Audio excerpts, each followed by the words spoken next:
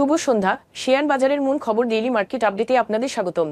সূচক আজ রেড জোনে শেষ হয়েছে এবং 16.51 পয়েন্ট বা 0.32% হ্রাস পেয়ে 5,205 পয়েন্টে স্থির রয়েছে।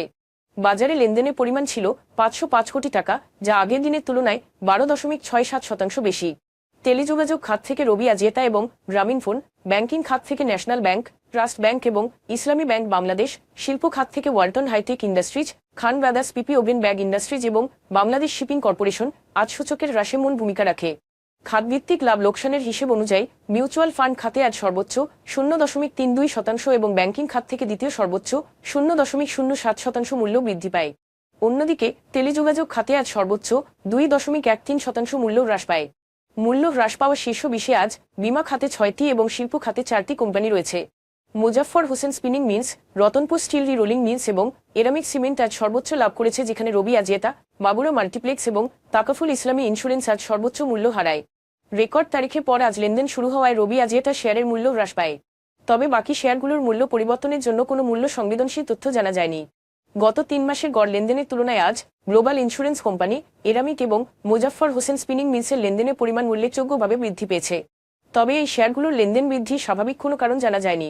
আজকের শীর্ষ দুটি সংবাদ। প্রবাসী বাংলাদেশিরা চলতি বছরের মার্চ মাসের প্রথম 15 দিনে 1.66 বিলিয়ন মার্কিন ডলারের বেশি রেমিটেন্স পাঠিয়েছেন, যার মধ্যে মাসের শেষ নাগাদ মোট পরিমাণ 3.0 বিলিয়ন মার্কিন ডলার ছাড়িয়ে যাওয়ার সম্ভাবনা রয়েছে, কারণ স্থানীয়ভাবে প্রতিদিন 110 মিলিয়ন মার্কিন ডলার আয় হচ্ছে।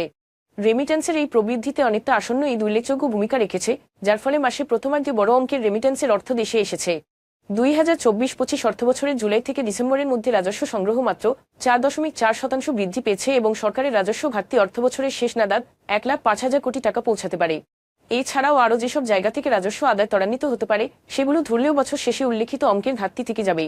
গত বছরের ঘাটতি এবং চলতি বছর মিলে আদায়ের প্রবৃদ্ধি লক্ষ্যমাত্রা 32.2% অর্জন করতে অর্থবছরের বাকি প্রতি মাসে 55.5% আদায় বাড়াতে হবে, যা বাস্তবে প্রায় অসম্ভব। এছাড়াও চলতি অর্থবছরের জুলাই ডিসেম্বর সময়ে বাজেট ঘাটতি পরিমাণ 29,527 কোটি টাকা। আগের বছরের একই সময়ে ছিল 7,321 কোটি টাকা। আজ এ পর্যন্তই। আগামীকাল আবার আসবো শেয়ার বাজারের নানা আপডেট নিয়ে। ধন্যবাদ।